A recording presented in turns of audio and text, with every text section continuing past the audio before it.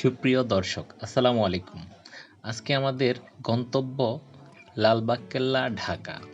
আর আমি আছি আপনাদের সাথে নূর শিকদার। লালবাগ কেল্লার প্রবেশ মূল্য দেশি পর্যটকদের জন্য 20 টাকা, সার্কভুক্ত দেশের পর্যটকদের জন্য 100 টাকা, আর বিদেশি পর্যটকদের জন্য 200 টাকা। মাধ্যমিক স্তর পর্যন্ত শিক্ষার্থীদের জন্য 5 টাকা। আর এখানে লাইট অ্যান্ড সাউন্ড শো দেখার ব্যবস্থা আছে। টিকিট মূল্য পূর্বের মতোই।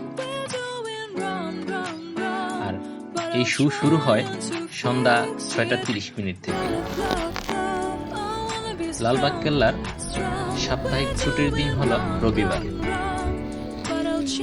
লালবাগ কেল্লা বা কেল্লা আওরঙ্গাবাদ ঢাকার দক্ষিণ পশ্চিমাঞ্চলে বুড়িগঙ্গা নদীর তীরে অবস্থিত একটি অসমাপ্ত মুঘল দুর্গ।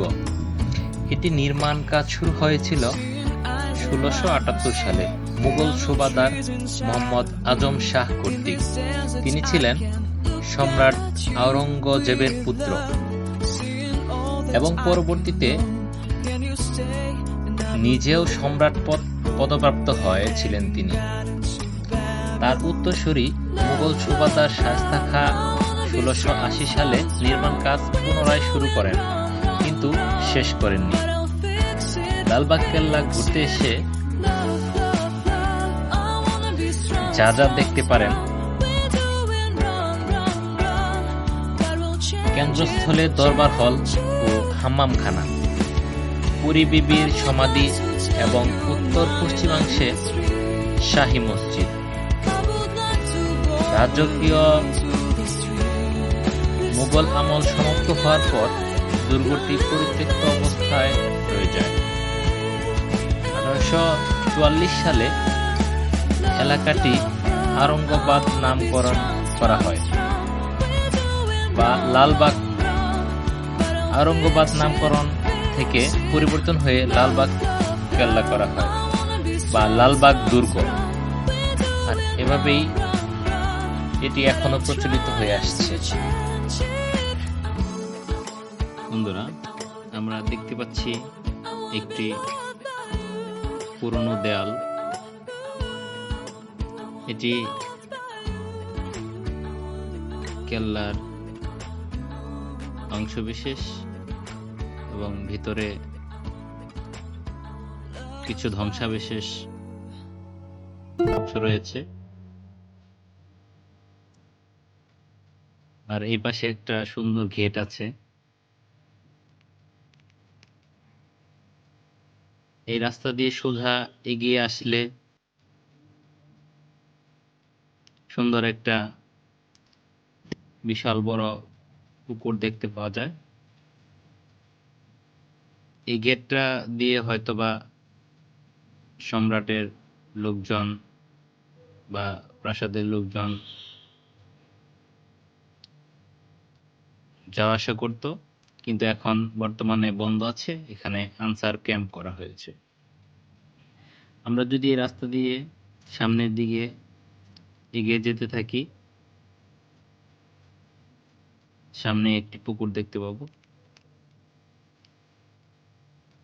এই কেল্লার ভিতরে পুরো অঞ্চলটাই সুন্দরভাবে বিভিন্ন শোভাবর্ধন গাছ এবং বিভিন্ন ফুল গাছ দিয়ে সাজানো আছে।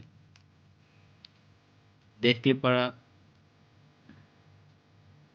মনটা এমনি সুন্দর হয়ে যাবে, ভালো হয়ে যাবে। আমরা যখন ছিলাম তখন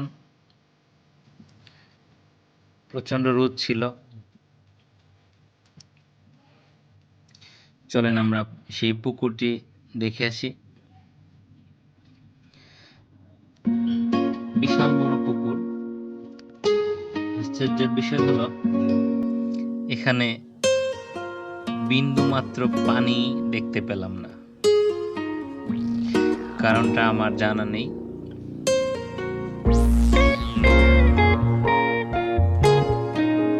পুকুরে পানি থাকলে আরো সুন্দর লাগতো, প্রাণবন্ত হয়ে উঠত এই পুকুরটি। যাই হোক, বিশেষ কোনো কারণ আছে পরবর্তীতে আপনাদেরকে জানানোর চেষ্টা করব।